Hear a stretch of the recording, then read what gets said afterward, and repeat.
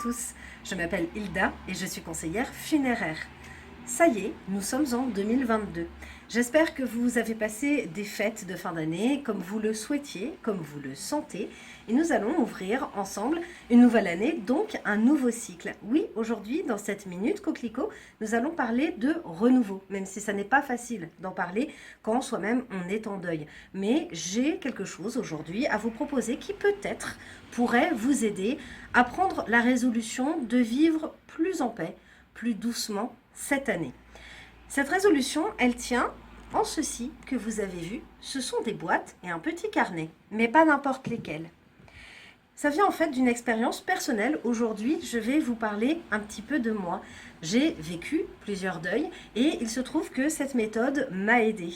Alors, il y a d'abord le classique, c'est un petit journal. Alors je sais, ça a l'air un petit peu idiot comme ça. Cher journal, aujourd'hui je ne vais pas bien, stop. On n'est pas obligé de faire dans la caricature. Un journal, pourquoi est-ce que ça aide? Ça aide tout simplement déjà parce que ça permet d'exprimer silencieusement avec soi-même tout un tas de choses qu'on a à l'intérieur, qu'on n'a pas forcément envie d'évoquer, dont on n'a pas forcément envie de parler avec quelqu'un. Un journal, c'est un ami, un lieu sûr, en fait, où déposer tout ce qu'on a à l'intérieur. Mais ça n'est pas que ça.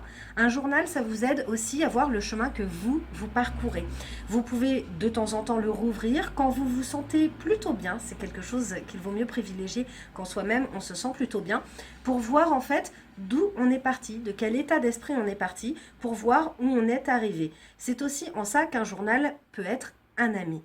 Et ensuite, si vous n'êtes pas du genre à vous astreindre à quelque chose de régulier, même si un journal on le tient quand on veut, si vous souhaitez en fait arrêter tout ce qui va être pensées qui reviennent, des obsessions, des choses comme ça, eh bien je vais vous proposer d'utiliser des petites boîtes. Ces petites boîtes, en fait, j'en ai pris 2, mais après, vous faites comme vous souhaitez. C'est à vous de savoir ce que vous voulez faire, en fait.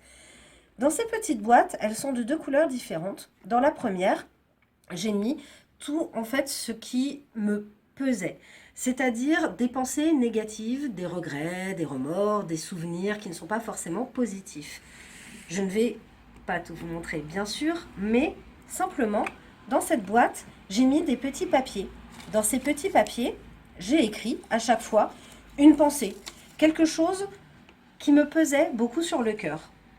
Et le fait de l'écrire, de le coucher noir sur blanc, de le plier et de jeter au panier, ça va matérialiser quelque chose, ça va donner une matérialité à cette pensée. Et le fait de la mettre dans une boîte et de décider de claquer la boîte, mentalement, vous allez en fait passer un pas. Alors attention, c'est pas magique, c'est pas forcément la chose qu'il faut exactement pour vous, mais essayez, on ne sait jamais, ça peut servir. Du coup, cette boîte, je la prends et je la mets de côté. Et quelques jours après, une fois que j'ai eu rempli ma première boîte de mauvaises pensées, j'ai eu l'esprit disponible pour les jolies choses, les beaux souvenirs qu'il me restait. Et là, comme vous voyez, elles ont fleuri, les jolies choses.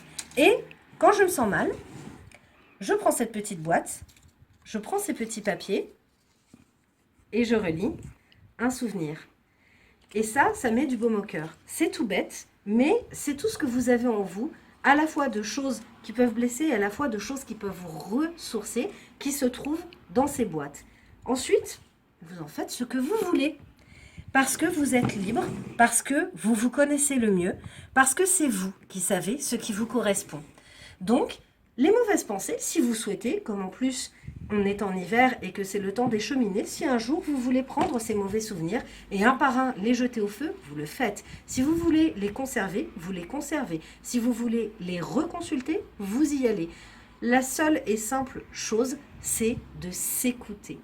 Et en fait, c'est ce que je vous propose pour toute l'année 2022, de se donner un petit peu de temps, un petit peu de douceur, de s'écouter soi et de trier le bon grain de livret, en fait.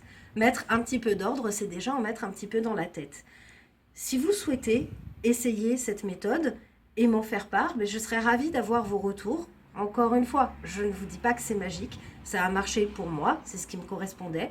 Et après, tout simplement, donnez-vous le temps. Un nouveau cycle s'ouvre, concentrez-vous sur vous.